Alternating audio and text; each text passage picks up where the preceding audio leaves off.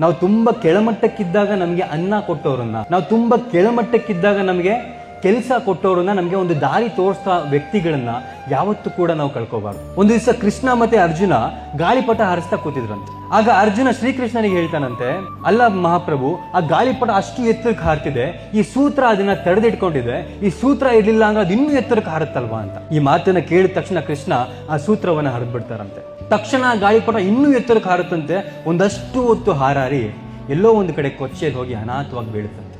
ಆಗ ಶ್ರೀಕೃಷ್ಣ ಹೇಳ್ತಾನಂತೆ, ಆ ಗಾಳಿಪಟ ಹಾರ್ತಿರ್ಬೇಕಾದ್ರೆ ನಮಗನ್ಸುತ್ತೆ ಈ ಸೂತ್ರ ಅದನ್ನ ತಡೆದಿಟ್ಕೊಂಡಿದೆ ಅಂತ, ಬಟ್ ಆ ಗಾಳಿಪಟ ಅಷ್ಟು ಎತ್ತರಕ್ಕೆ ಹಾರೋದಕ್ಕೆ ಕಾರಣನೇ ಆ ಸೂತ್ರ. ಆ ಸೂತ್ರ ಇಲ್ಲದೆ ಇದ್ದಾಗ ಗಾಳಿಪಟ ಹೇಗೆ ಅನಾಥವಾಗಿ ಬಿತ್ತೋ ಅದೇ ರೀತಿ ನಮ್ಮ ಜೀವನದಲ್ಲಿರುವಂತಹ ಸಂಬಂಧಗಳು ಕೂಡ, ನಮ್ಮ ಸಂಬಂಧಗಳು ನಮಗೆ ಒಂದು ಎತ್ತರಕ್ಕೆ ಹೋಗೋ ತನಕ ನಮ್ಮ ಸಂಬಂಧಗಳು ನಮಗೆ ಬೇಕು. ನಮ್ಮ ಅಣ್ಣ ಬೇಕು, ತಮ್ಮ ಬೇಕು, ಅಪ್ಪ ಅಮ್ಮ ಎಲ್ಲರೂ ಬೇಕು. ಬಟ್ ಒಂದು ಲೆವೆಲಿಗೆ ಬೆಳೆದ ಮೇಲೆ ಆ ಸಂಬಂಧಗಳಿಲ್ಲ ಅಂದರೆ ನಾನು ಇನ್ನೂ ಎತ್ತರಕ್ಕೆ ಹಾಡ್ತೀನಿ ಅಂತ ನಮಗನ್ಸುತ್ತೆ. ನಾವು ಸಂಬಂಧಗಳನ್ನ ಬಿಟ್ಟ ಮೇಲೆ ಅಯ್ಯೋ ನಮಗೆ ಯಾರೂ ಇಲ್ಲ ಅಂತ ಒಂದು ಕಡೆ ದಿಕ್ಕು ತಪ್ಪಿ ಅನಾಥವಾಗಿ ಬಿದ್ದಿರ್ತೀವಿ. ಜೀವನದಲ್ಲಿ ಒಂದು ದುಡ್ಡನ್ನ ನೋಡಿದ್ಮೇಲೆ, ಒಂದು ಸಕ್ಸಸ್ನ ನೋಡಿದ್ಮೇಲೆ ಸಂಬಂಧಗಳ ಮೌಲ್ಯವನ್ನು ಯಾವತ್ತೂ ಕೂಡ ಕಳ್ಕೋಬಾರದು.